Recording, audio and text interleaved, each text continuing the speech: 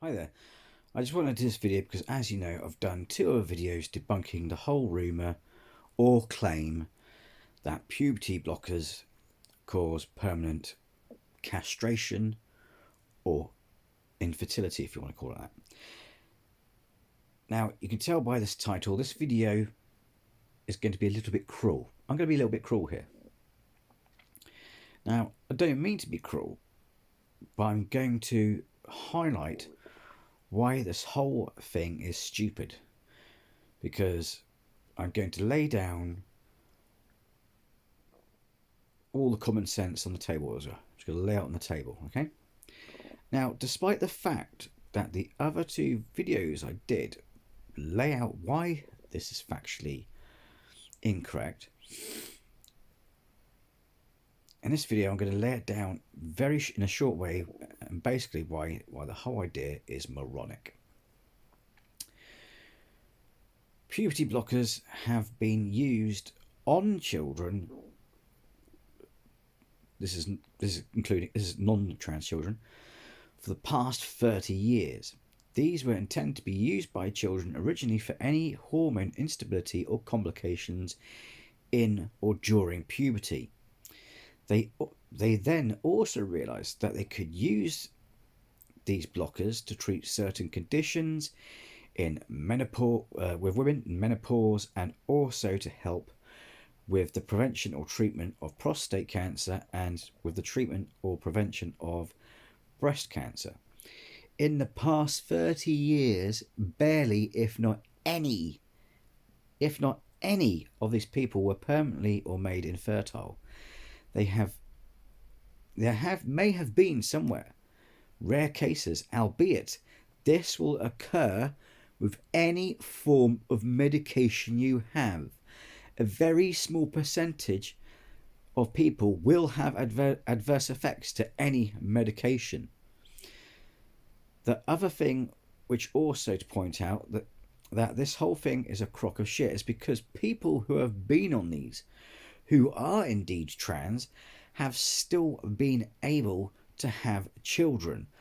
Some have even made it to the headlines. For example, one trans man made it into mainstream media headlines and was called the first man to be pregnant. It's also a fact that during gender therapy you can stop it for a few months, for example, in order to retrieve sperm of which to freeze in case you need to have children or want children in the future, or so you can freeze your eggs, or even to carry a child. Also, what I've mentioned and would be impossible if there is any truth to the allegations that puberty blockers is a form of chemical castration. What you have to realize is if someone is chemically castrated, then it is impossible for them to be aroused and impossible for them to ever, that's it, finito, to ever have children. The fact that hardly anyone in the past 30 years has become infertile is a good indication that this is bullshit. The fact that trans people are still able to have children proves that this is bullshit. So for people to believe that puberty blockers causes chemical castration, it would be like an idiot believing someone saying, oh, we shouldn't give infants cowpole because it will cause brain damage. It's that moronic. So if you believe such an idea or such claim, then one, you're either a moron, or two, you're someone who has an agenda, especially against transgender kids, because it hasn't been bothered about with other kids. What annoys me at the time is people question my sources or say to me, always check where you get your information from. However, when talking to others about subjects, a lot of them say to me, "Oh yeah, I've done the research on the internet. I've looked at the Endocrine Institute, etc." Well, if you get your academic information from such academic sources, then you would know that even they have stated that this is a flat out lie and not true. They have stated that it is safe. And as I've explained to people and explained to them in previous videos, especially on my video about detransitioning, not only are puberty blockers harmless, but if you actually come off them, your body will resume its natural cycle. Whether you believe it or not, this is a fact. And if you choose to ignore it, then you're entitled to your opinion. But don't think for one second that your opinion is fact, because like I said, if you believe that blockers are a form of chemical castration, you're a moron. Because the evidence, not just academic evidence, but in life in general, altogether, proves unequivocally that this is all garbage. Interesting enough, I used to know someone who is a trans male who actually managed to bear and give birth to a son. And this is way before someone else did it, before we saw about it in the media, as I mentioned earlier, in the newspapers. In order for this to happen, all he did was stop his treatment for the duration of that time. So the fact that he was on such treatment and standing there before my eyes is real life proof right in front of me that since they said, or since these rumours start to come out, I instantly had red flags going off. I knew straight before even doing any research that this was horseshit. And also because I know people who have been on this stuff. And also because of common sense. If this medication or drug has been out for 30 years and all kinds of people have been using it, you would be looking at a large scale global mass infertility. Because as I said, despite being made purely for kids, they later found out they could use it on and off or on other for other medical conditions. So if you still believe rumours, despite the facts, despite the evidence that proves that this is false, you are either, like I said, a moron, or you have an agenda. But until people accept the facts, then I'm not going to waste my time discussing or debating with these kinds of people on such subjects. At the end of the day, I don't care if I'm right or wrong about something. I don't have to be right. I don't wish to be right. I don't have the need to be right. At the end of the day, though, to give credit where credit's due and not beating around the bush, but at the end of the day, the one thing I can't stand is bullshit. And if it's bullshit, I'll expose that it's bullshit. I don't put up with bullshit. You know what I mean? Now, Ong says, thanks, but I felt like, thanks for, listening to me rant, but I felt like I needed to get this off my chest and add it to those other two videos as a follow-up, a side note. I did it because something else actually, it's something that actually grates in my brain, because it's like, how can people be that stupid? And also the fact that people ask me to check my source and all doubt my sources when I'm going from the same sources that multiple people spoke to or claim to have got their sources from.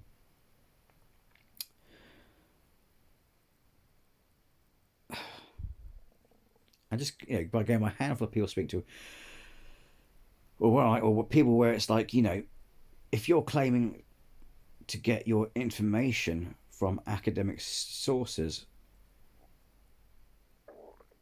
well, I'm getting that information from the same sources as them.